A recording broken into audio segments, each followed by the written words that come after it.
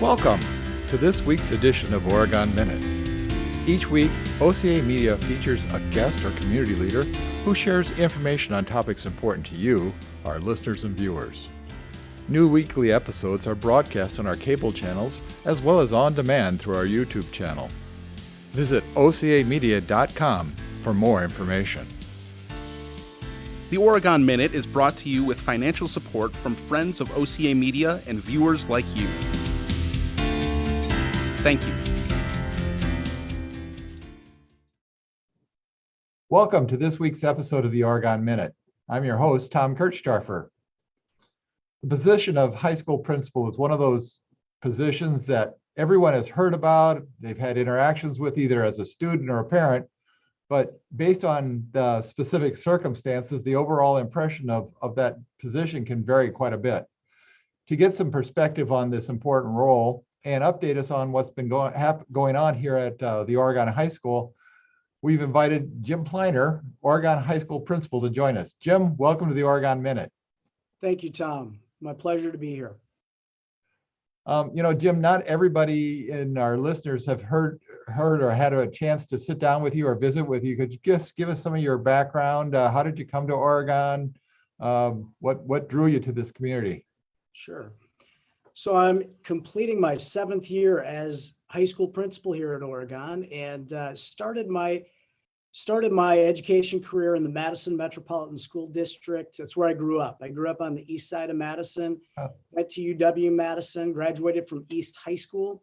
And, at that time, I guess, like a lot of high school kids, I was looking for what my next moves would be. I knew that, I wanted to make a difference in the lives of others, and education was a field that attracted me while I was at UW-Madison.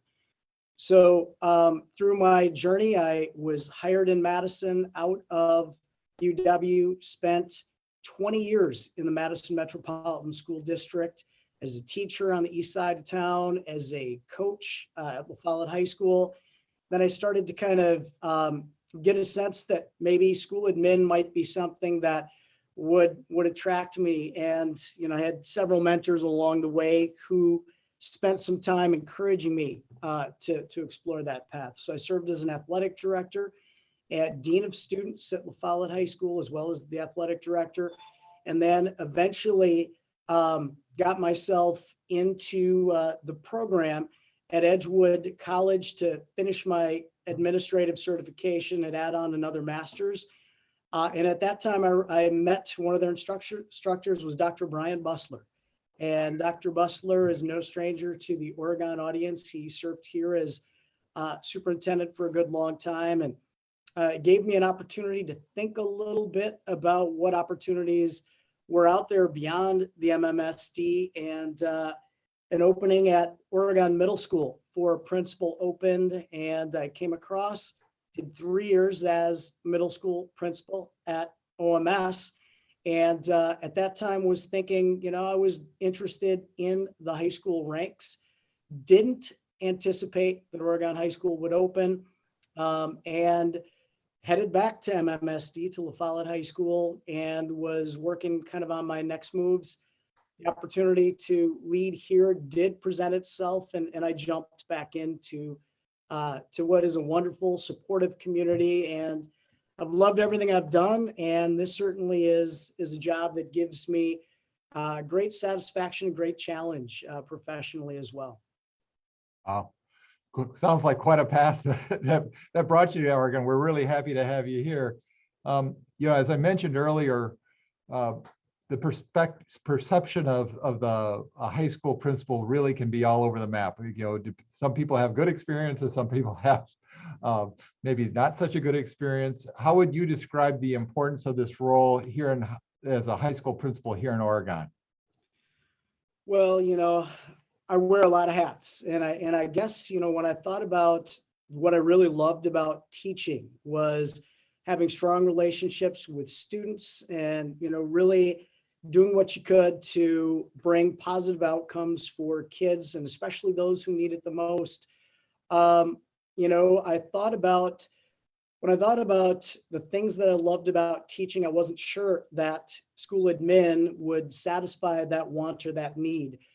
And, I think through my coaching experiences and my work as an athletic director, it gave me the opportunity to set philosophy and agenda and to develop adults to do that work on a broader scale.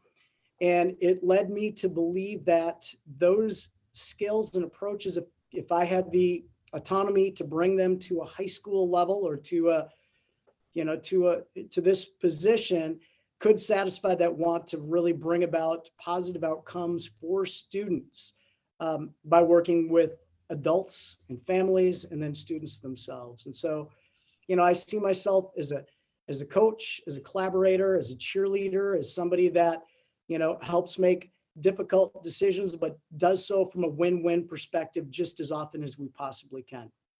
How do you bring your focus on what's important, and then what do you do? You really pay attention to a lot of different areas. How do you bring your focus on what's important, and then what do you do? Yeah. Well, as a high school, I'm blessed with a wonderful supportive community, and the community within our walls, our staff are really committed in the best possible way to assuring that every student has the opportunity to develop their skills and talents here. And I think that the strong relationships that are just super important in any community. We're in the people business. And, one of our foundational elements here is that those relationships matter. And those relationships matter between staff members, across departments, between our staff and our families, and certainly our within the school walls, the 1,200 plus people that come to school and work here every day. Those relationships are really at the root of substantial learning. And so we prioritize that. In terms of what we focus on, we have a school-wide theory of action, which is based upon, what we've identified as a portrait of a graduate. Like, what skills and dispositions do we want kids leaving us with in order to be successful beyond our walls? And then as a school, with all these different pathways and experiences that each student individually adopts, there need to be some commonalities. We need our kids to be critical thinkers, readers and writers, to communicate effectively, to be empathetic, to be globally minded, to really be committed to high levels of collaboration, because the careers that they will be stepping into demand that. They ask our kids to be flexible and adaptable. And so, we try to create learning opportunities that build skills, but also challenge our kids in new and novel ways as well. So you mentioned you've been in the district about 7 years ago. So I guess during that time, a big part of that time, there was a pretty significant renovation going on here at the high school. What's been the educational impact of having the new spaces and the new configurations?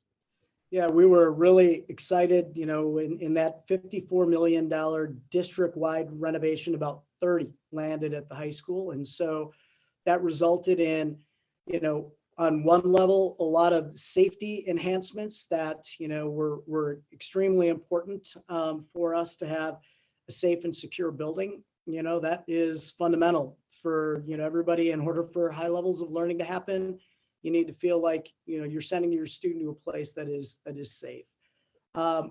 Beyond that, we constructed some new and exciting collaborative learning spaces. We got a collab lab that was added to our technology education department. We've got new classrooms that not only are bright and open and inviting, but also are energy efficient. We have a great number of solar panels that have us among one of the most energy efficient districts in the state. Prior to the construction of Forest Edge, and I know you've done some focus pieces on that. We have our 2-story classroom addition with 15 classrooms and common and collaborative spaces is geothermally heated and cooled as well. And so, gave us an opportunity to add to our high school to, accommodate our growing size, as well as, creating bright and inviting spaces for staff and students to interact in. So kind of shifting gears a little bit and talking about this year a little bit, with this year you started in a pretty difficult circumstances, but there's been a return to school this year. What are you noticing? Oh, a lot of things. I mean, kids and staff were really excited to be back. And, we're excited to whatever this year had in store, the hope that we could keep our doors open and stay off of virtual learning was something that was always in the back of our mind. And so that was great. It was wonderful to see our athletics and our clubs and our activities resurrected in a robust way. And the participation, I know, I was watching your interview with Brittany Spencer Grant a couple of weeks ago. The participation is way up, in athletics and our clubs and activities, our FFA, our all of our the things that are niche experiences that our kids engage in, they're back and they're really excited to be back. So that's important. I'd say that other things that we're noticing about whether or not we can call it post-pandemic or just normal 2.0. And, I don't know what we want to grab onto, but that the last 2 years have impacted staff and students in different ways. That there are people that have thrived and are doing very well. And then there are kids and families that have really struggled. And it has been a real challenge to re-engage students in ways that feel normal, and that we've really been very cognizant about accommodating for students that have residual struggles and are really continuing to find it difficult to integrate in ways that feel more reminiscent of what day-to-day life was here at Oregon High School. So that's a challenge here. It's a challenge everywhere. And I know that, we're all grappling with doing our very best for each kid that we can. At this point, we're kind of getting towards the latter part of the school year. And probably at this point, all the seniors have their countdown calendars going where they're figuring out how many days there's left till the remainder of their high school career. Can you just give a few of the events between now and June 12th that we can look forward to in the Oregon area? Yeah, I guess, we've got Honors Night will be on the 18th of May, and that's an opportunity. We give out every year more than $60,000 of local scholarship money. And we will gather and we'll recognize probably 80 to 90 seniors that are graduating and receiving a scholarship or aid in some form or fashion. We've got some incredibly high achieving kids. And so we really look forward to that night on the 18th of May. We'll be inducting May 1st, a new class of NHS students, and there will be 73 students, I think, that'll go into NHS. And that's another great event that we've had to go virtual the last couple of years. So it'll be wonderful to be back in person again. We do a senior awards and breakfast here May 26th prior to Memorial Day weekend. We'll wrap up the school year with final exams in that first little stretch of June and dismiss our kids on the last day of school, June 7th. And graduation, of course, is always the second Sunday in June, and that will be in our beautiful gym here that seats about 2,200, and we're really excited to get back in. The sound is great. We've got our Jumbotron. We've got a great partnership with OCA Media, who helps live stream the event and does so very well. Well, thanks for that. We enjoy all the time we spend with you. You guys provide us with some great programming, and I know some of our most watched programs are the sports and other events of the high school. So they're really appreciated by the community. So maybe looking back at the last year, any special moments that stand out for you in your mind? Oh, Tom, how much time do we have? There's been so much, really. Just the opening of the doors in the fall and seeing kids come through has been great. Working face to face with staff, I'm really proud of what our school community has accomplished over the last 2 years in spite of all the challenges. But boy, it was great to be back in person and see our stands full on Friday nights, the run to state championship for our soccer program, and, the celebrations we had there. Seeing our student leadership really help shoulder the weight of a lot of the return challenge. Our Pride crew and our student council. We've got Panther tutors. We've got 80 kids that are peer tutors that are helping their classmates, achieve and keep everybody, on the path to their own academic goals has been great. Our student advocacy and leadership groups like our MSU, our BSU, our LSU, our GSA have really come up and have, done a lot of fantastic work to make sure that everybody has a voice at the table and are being respected and heard. We're in the 4th year of our AVID cohort. So we've got an advancement via individual determination. And just this week, right above me in our innovation center, we had all of our AVID students, about 100 kids gathered with some outside facilitators for a leadership development conference. And our AVID program is a program that really is about building college readiness for students that tend to be first generation college students that are aspiring to attend college. And it is, a scaffolded approach that is really one of the very best things that we do for developing readiness for a group of kids. And that has been wonderful. I think about, our OHS math team, coming together, and that is a multi-age group of kids under the guidance of Dave Ebert, who's building on a bunch of other wonderful math teachers, in the earlier years and all of our school development of our kids that have developed a love of math and persevering. And they were named state champions this year, finishing ahead of Heartland Arrowhead and Madison Memorial. Our Skills USA, our HOSA, our FFA, our art club students that, have placed high in the Badger Conference and in state and national competitions has been great. The partnership with Desiree Mayo, a local artist and OHS parent over Black History Month to really do some wonderful things are all just quick things that come to mind. Our equity book clubs. We're in our 3rd equity book club, which is community-based. Today at noon, right now, we've got job fairs that are going on where local employers come into our commons and, are vetted through our student services and our school to career coordinator, but are recruiting our kids right here in our hallways. Our construction trades home that just sold for $540,000 that our kids partnered with Tom O'Brien Homes for the 2nd straight year, but it's about the 14th year in a row for that program.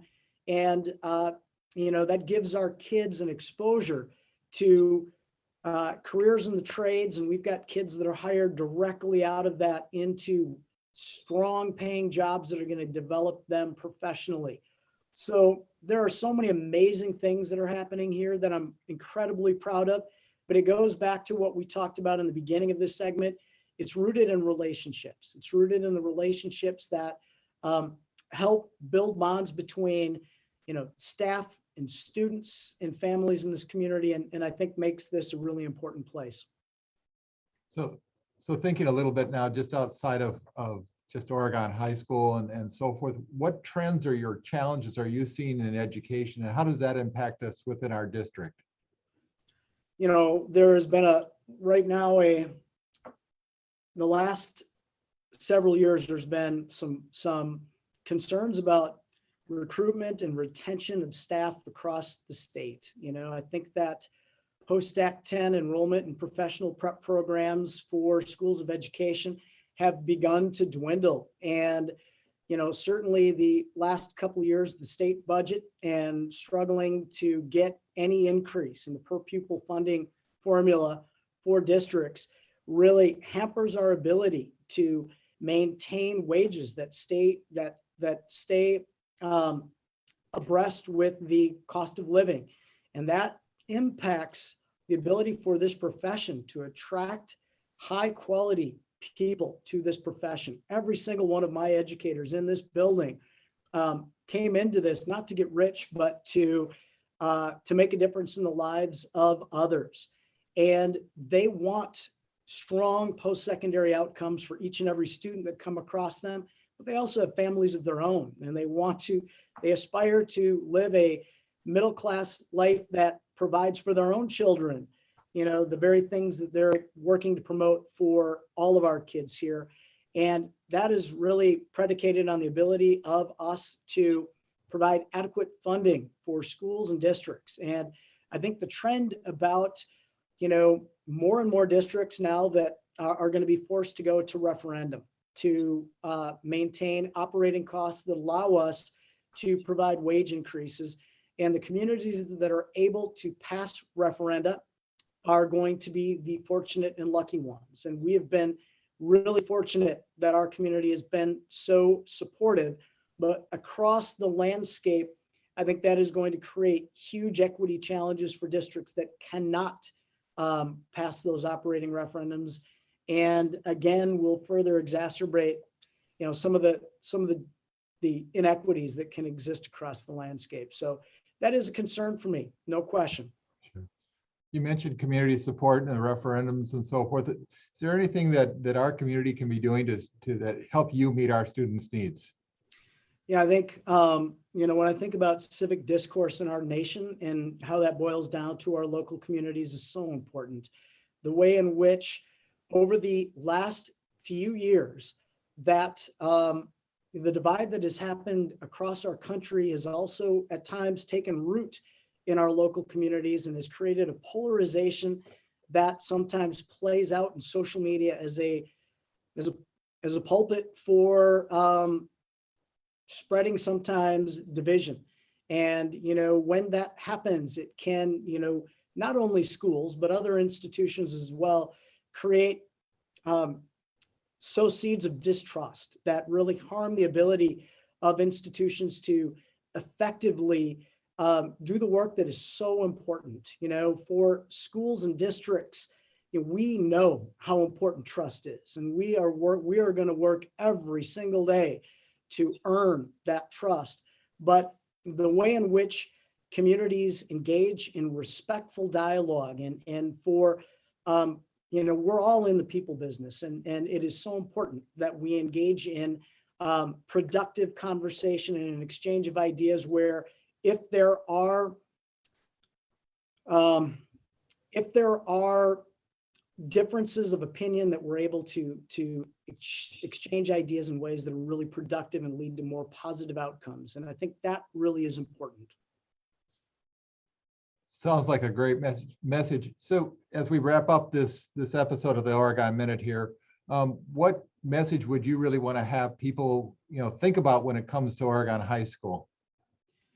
That we continue, our highest goal is to make sure that every kid who leaves us has a post-secondary plan, that, the diploma is not a destination, but hopefully that launching point to, the next stop, that, we value our community and we want, Oregon High School is, not Oregon High School, the Oregon School District is the largest employer in our community, that we are at the heart of the Oregon community that spans not only Oregon, the village of, but Brooklyn and Fitchburg. And, we know that you all have high expectations for us as a district, and we have high expectations for ourselves as well. We want to be a difference maker for every kid that walks through our doors.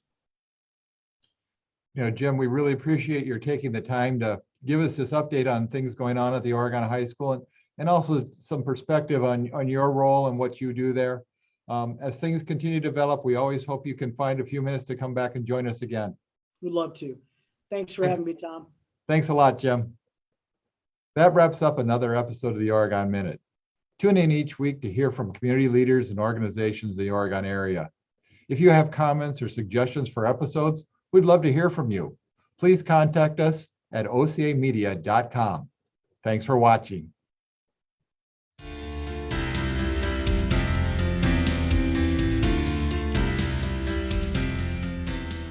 You're watching OCA Media, your Oregon Community Access Station.